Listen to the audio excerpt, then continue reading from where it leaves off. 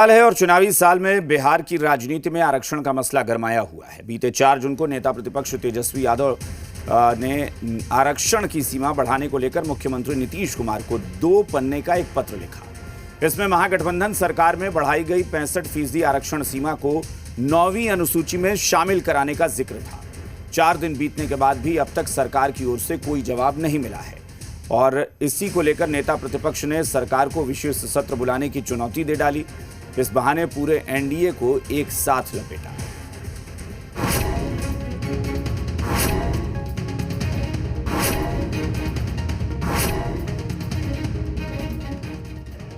चुनाव में किस मुद्दे को कैसे हथियार बनाना है और उसे कब आजमाना है, तेजस्वी उसी रणनीति पर पूरी तरह से काम कर रहे हैं।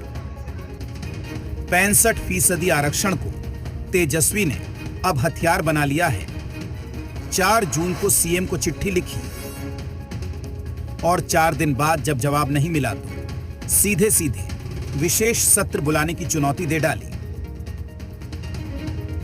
अधिकार है ऐसे राजनेताओं पर जो बिहारियों के हित में बोलने के बजाय मोदी चालीसा में विश्वास रखते हैं।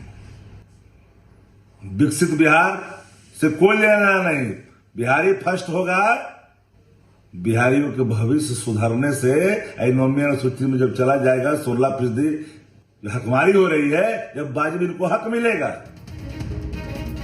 चुनौती देते हुए तेजस्वी ने सोशल मीडिया पर लिखा,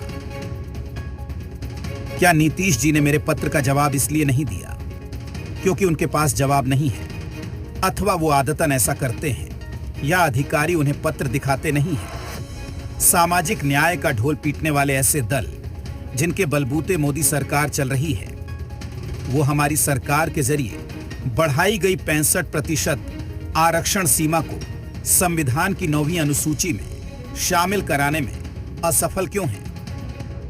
आरक्षण के मसले पर तेजस्वी ने सिर्फ नीतीश को ही नहीं घेरा, बल्कि पूरे के एनडीए को ही घेर लिया।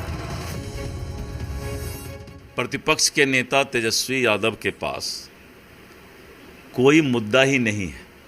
हम पहले भी बोले थे कि सब बात करके अंतिम में ये आरक्षण पर आ जाएंगे, क्योंकि लालू यादव जी के परिवार को ये लगता है कि हम आरक्षण के बल पर चुनाव में जाएंगे और भावनात्मक तरीके से बात करेंगे। विशेष व्यक्ति तो हैं ही, इनके पिता भी विशेष दर्जा प्राप्त किए हैं जेल में, ये खुद 420 के आरोपी हैं, मनी लॉन्ड्रिंग एक्ट के आरोपी हैं। आप नीतीश कुमार जी को पत्र लिख रहे हैं, आपका कलम थरथराया नहीं? जेडीयू ने से इस मसले पर गोलमोल जवाब दे रही है, लेकिन क्या बीजेपी आरक्षण का मसला नहीं मानती है? सवाल बड़ा है और यही सवाल कांग्रेस से भी है।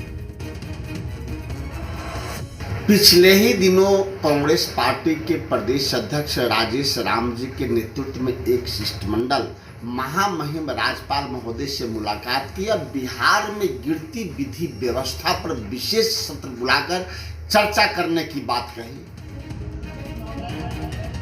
दरअसल चुनावी साल में तेजस्वी यादव आरक्षण को हथियार बनाकर मैदान में उतरे हुए हैं। यही काम राहुल गांधी भी कर रहे हैं और सामाजिक न्याय की राजनीति करने वाले के लिए यह मुद्दा चुनौती से कम नहीं है। कैसे डील करेंगे, बड़ा सवाल है। रूपेंद्र श्रीवास्तव, जी मीडिया, पटना।